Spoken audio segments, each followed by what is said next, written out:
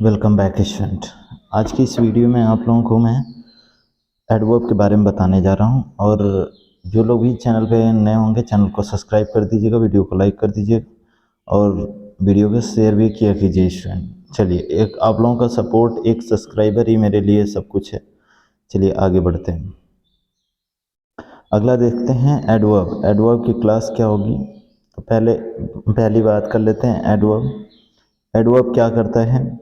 Adverb जो होता है वह क्वालिफाई करता है, ठीक है। वह क्या करता है? वह क्वालिफाई करता है, मॉडिफाई करता है, या इसको हम कह सकते हैं कि यह डिस्क्राइब भी करता है, ठीक है। किसको किसको? तो यहाँ पर बात अगर हम लोग कर लेते हैं यहाँ पर, तो यहाँ पर आप लोग देखिएगा किसको किसको, तो वर्ब को, एडजेक्टिव को क्वालिफाई करेगा, और प्रीपोजिशन को, कंजंक्शन को, और क्या आपका यह एडवर्ब को, यानी खुद को भी यह क्या करेगा? क्वालिफाई करेगा। यह इन तीनों का अर्थ जो होता है बिल्कुल सेम ही होता है, ठीक है ना। इन तीनों का जो अर्थ होता है वह बिल्कुल सेम ही होता है, ठीक है। यानी इन तीनों का जो अर्थ है वह बिल्कुल सेम ही होता है। जैसे यहाँ पर अगर हम लोग देखते हैं तो यहाँ पर है टू ऐड सम मीनिंग, यानी कुछ अर्थों में यह जोड़ा जाता है, कुछ अर्थों में इसका प्रयोग किया जाता है। चलिए आगे बढ़ते हैं। जैसे हम लोग देख लेते हैं, राहुल वॉक्स स्लोली, राहुल वॉक्स स्लोली केयरफुली फास्ट। अब यहाँ पर देखो दिया है कि राहुल वॉक स्लोली, राहुल वॉक्स स्लोली केयरफुली फास्ट, ठीक है। अब यहाँ पर जो है फास्ट हो गया, केयरफुली है, और क्या है? स्लोली है। ये तीन वर्ड्स हैं, तीनों रिलेट्स कर रहे हैं वॉक को, यानी वॉक को क्वालिफाई कर रहे हैं। इसका मतलब ये क्या हो जाएगा? इसका मतलब ये है कि आपका ये सारे के सारे ये वर्ड जो हैं एडवर्ब हो जाएंगे।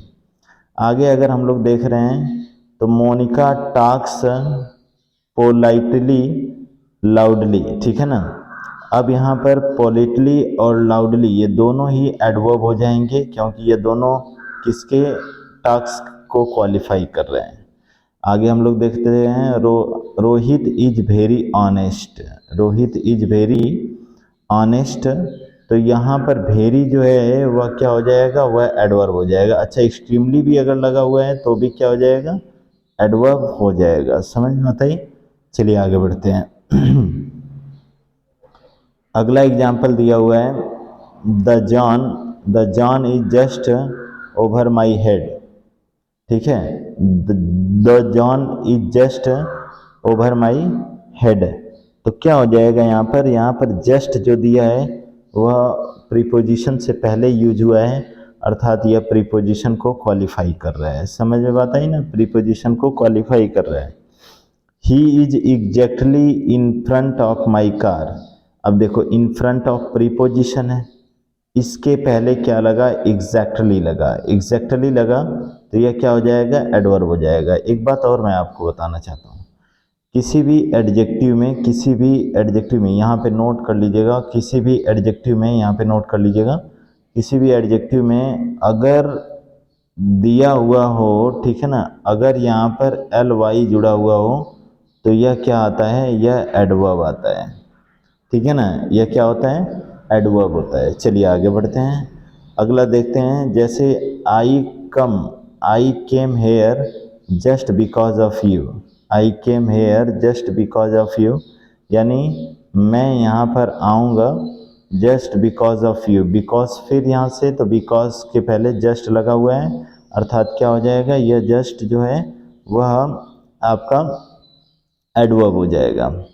ही वॉक्स वेरी स्लोली, तो स्लोली से पहले वॉक्स यानी यह वेरी भी लगा हुआ है, ये दोनों के दोनों क्या हो जाएंगे? एडवर्ब हो जाएंगे।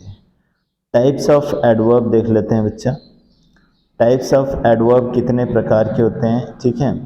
तो देखिएगा, एडवर्ब जो होता है, एडवर्ब सामान्यतः तीन ही भागों में बांटा गया है, सिंपल एडवर्ब, रिलेटिव एडवर्ब और इंट्रोगेटिव एडवर्ब। ये तीन हिस्सों में एडवर्ब को बांटा गया है।